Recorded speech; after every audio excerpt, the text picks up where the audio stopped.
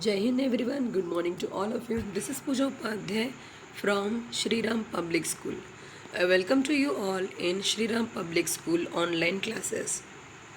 Till now, in this chapter Financial Management, we have studied about the three concept decision, that is financial decision, investment decision and dividend decision. After that, we have studied about the financial management, its importance, objectives, and after that financial planning, its importance. And yeah, in the last lecture we have studied about how to find out the earning per shares and how to take the decision about the sources of finance, right? So today we are going to see the new topic in the same chapter. Let's start with it. So the student, today we are going to study about the factors affecting the choice of the capital structure. As I explained in the last lecture, how on the basis of the earning per shares, we are going to take the decision whether our sources of finance, which combine or single, sorry student, combine or single, is it positive or negative for the company growth point of view, that we have calculated and find out the earning per shares, and on the basis of that we're going to take the decision, right? So today we are going to see that the choice of the capital structure means on which basis the company is going to choose the combination source or a single source of finance. Okay, so let's start with the topic. Deciding about the capital structure of a firm involve determining the relative proportion of the various types of the fund. Means, as you know, in the market we have a multiple options of the sources of finance, like shares, in that also equity shares, preference shares, then come to your debt fund, in that debentures, bonds, public deposits, treasury bill, commercial bills, these all are the also come under the sources of finance, right? So which sources of finance we have to choose? While deciding the same, we have to keep in the mind something. What is that? Let's see. For example, a debt requirement, regular servicing, interest payment, and repayment of the principal are obligation. It means that if you are going to accept the money from the debt capital, means borrowed capital, here you need to obligate to pay the interest regularly, whether your company is earning the profit or not, first of all. Second thing, on maturity you have to pay the capital whatever you accepted by issuing of that debentures, that also we have a need to repay, right? In addition, a company planning to raise the debt must have the sufficient cash to meet the increased outflow because of the higher debt. What is saying here, you can go for the debt fund only if your earning is high and regular, right? Because here you need to pay the interest and capital also repayment at the time of maturity. And in case of the company if not able to pay the interest, in that case debenture holder, means debt fund holder, have a right to claim against the shares, uh, fixed assets or the property of the company, right? That's why while choosing the debt equity fund, the company have to keep the so many thing in the mind. Okay, similarly important factors which determine the choice of the capital structure are as follow. There are the certain point we have taken into the consideration while choosing the sources of finance. Okay, because this point these factors directly affect the choice of the finance. Okay, the first one is your cash flow position. The size of the projected cash flow must be considered before borrowing. Cash flow must not only cover the fixed cash payment obligation, but there must be the sufficient buffer also. It must be keep in the mind a company has a cash payment obligation for normal business operation, for investment in the fixed assets, and for meeting the debt servicing. What you are saying that in case of the inflow of the company is good, company's cash flow statement is well in nature, so they can able to repay the interest, but this is only not only the reason behind to accept the debt, because other than interest payment, company also have a need a liquidity or a cash requirement to make the investment in the fixed assets and to meet the regular operations expenditure of the business organization, like a payment of the rent, payment of the salary, etc. For meeting the debt service commitment, payment of the interest and repayment of the principal. Okay, it means that a company needs to have the sufficient fund in the form of the liquidity with them for payment of the interest to the debenture holder and the borrower, and repayment of the capital after the maturity period, and other than that, for fulfilling the fixed operating cost also we need a liquidity. Next, interest coverage ratio. The interest coverage ratio refers to the number of the time earning before interest and taxes of a company cover the interest obligation. Means here only we going to compare two things: the rate of interest which we are paying and which we are receiving. In case if you are receiving a rate of interest is more than that of the payment, it is good, and if the vice versa, then it is very bad. Interest coverage ratio, EBIT upon interest. The higher the ratio, lower shall be the risk of a company failing to meet its interest payment obligation. However, this ratio is not an adquate measure. A firm may have a higher earning before interest and tax but low cash balance. Apart from interest, repayment obligation are also relevant. The next one is your debt servicing coverage ratio. A debt servicing coverage ratio take care of the deficiency referred to in the interest coverage ratio. Means debt coverage ratio, this is something where we are calculating the payment obligation, right? The cash profit generated by the operations are compared with the total cash required for the service of the debt. What they are saying that here we are going to compare the earning in front of the expenditure of the interest to the debenture holder. Okay, cash required for the service of the debt and preference shares capital. It is calculated as follow: profit after tax plus depreciation, because in depreciation we not paying anything in actually, plus interest because it also come after the profit and it is a part of your returns on investment you paying, that's why, plus non-cash expense. Non-cash expense means write-off and all, divided by preference shareholder dividend plus interest plus repayment of obligation. Well, calculating by this way, we can able to find out the debt servicing coverage ratio.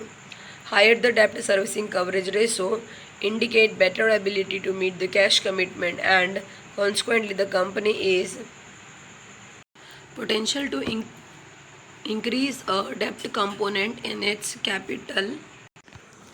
The next one is your return on investment.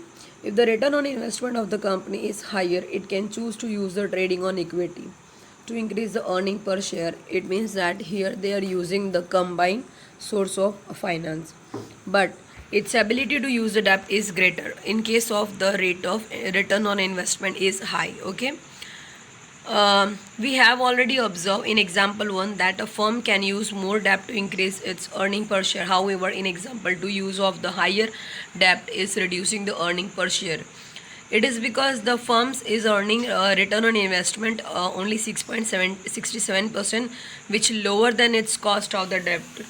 In example of first, return on investment is 13.33.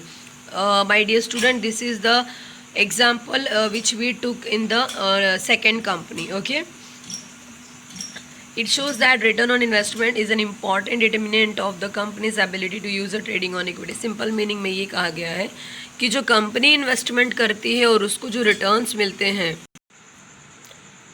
वो हमेशा highs होनी चाहिए as compare to जो वो interest अपने डेप्ट पे देने वाले हैं. ठीक है, नेक्स्ट है हमारा कॉस्ट ऑफ डेप्ट. A firm's ability to borrow at a lower rate of increase its capacity to employ higher debt. Thus, more debt can be used if the debt can be raised at a lower rate. Simply, if the rate of percentage of interest is very low, through which you are able to raise a fund, so go for it. If the rate of interest is low, it means cost is low, right? Next one is the tax rate. Since the interest is a deductible expense, a cost of debt is affected by the tax rate. The firm in our example are borrow 10% since the tax rate 30%.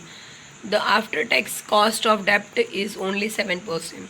Higher the tax rate thus make the debt relatively cheaper and increase its attraction and vice versa. What do you say? जैसे हमारा tax जितना high होगा उतना ज़्यादा ही हमें डेप्ट interest की वजह से फ़ायदा मिलेगा, क्योंकि टैक्स रेट का सीधा इम्पैक्ट आपके डेप्ट के और इंटरेस्ट पे पड़ता है. ठीक है. नेक्स्ट है cost of equity. A stock owner expect a rate of returns from equity which is commensurate with the risk they are assuming. When a company accepts the financial risk faced by the equity holder increase, consequently, the desired rate of return may increase. It is more for this reason that a company cannot use debt beyond a point. If the debt is used beyond that point, a cost of equity may go up sharply and share the price may decrease. In spite of increased earning per shares, consequently, for maximization of shareholder wealth, a debt can be used only up to a level. It means that if we go to raise a fund through the debt more than the requirement, so it will affect the equity shareholders' wealth. Even it is increase the wealth of the company. Okay. Next, flotation of cost.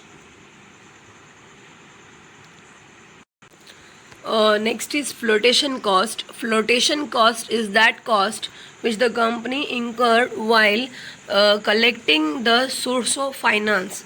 Means while collecting the finance, whatever the documentation and the procedural cost involved, that known as the flotation cost. A process of raising the resources also involves some cost. Public issue of shares and debenture required the considerable expenditure. Getting a loan from the financial institutions may not cost so much. This consideration may also affect the choice between the debt and equity. Means on the basis of that flotation cost also our decision get affected which source we have to use. Next one, risk consideration. As discussed earlier, use of the debt increase the financial risk of the business. Why? Because here we have to pay the fixed rate of interest as well as a repayment of the capital which is not based on the profit, because if the company have the profit then also they have to pay. Even if they don't have the profit, in that case also they have to arrange the such fund and to make the payment of the obligation. If in that case company is unable to make the payment, so the assets will get affected, because the debenture holder, the debt borrower get the some right over and against the assets of the company. Okay. A financial risk refers to the position when a company is unable to meet its fixed financial charges, namely interest payment, preference dividend and the repayment obligations. Apart from the financial risk, every business has some operating risk also called business risk.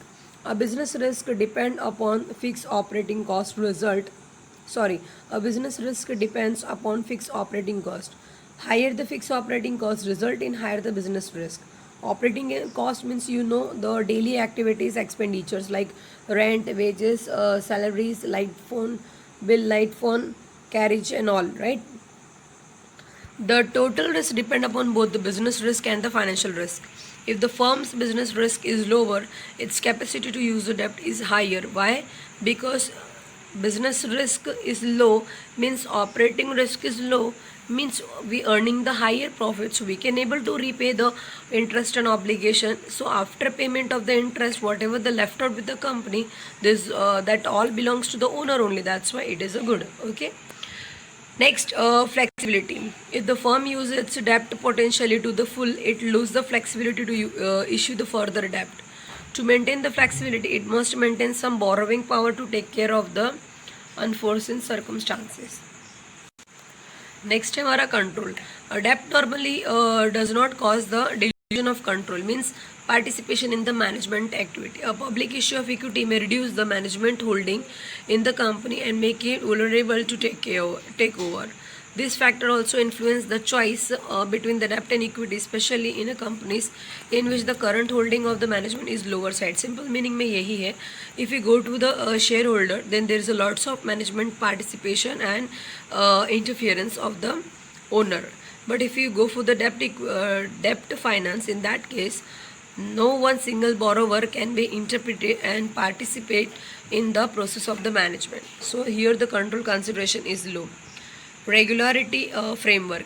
Every company operating within a regularity framework provides. For example, a public issue of shares and debentures have to be made under the SEBI guideline.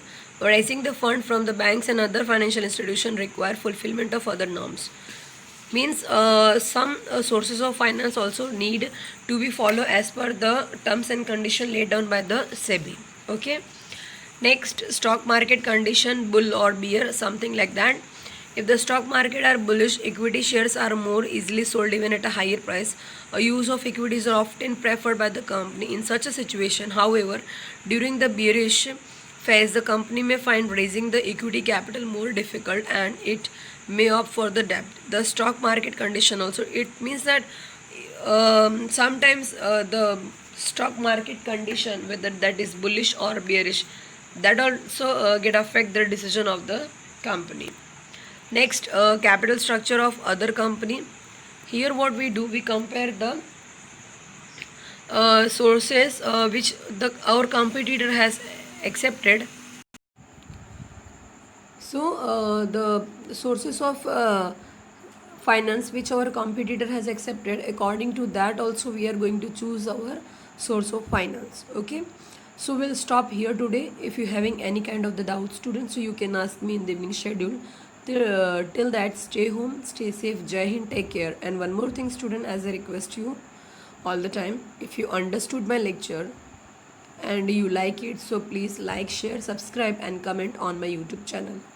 Thank you. Have a nice day.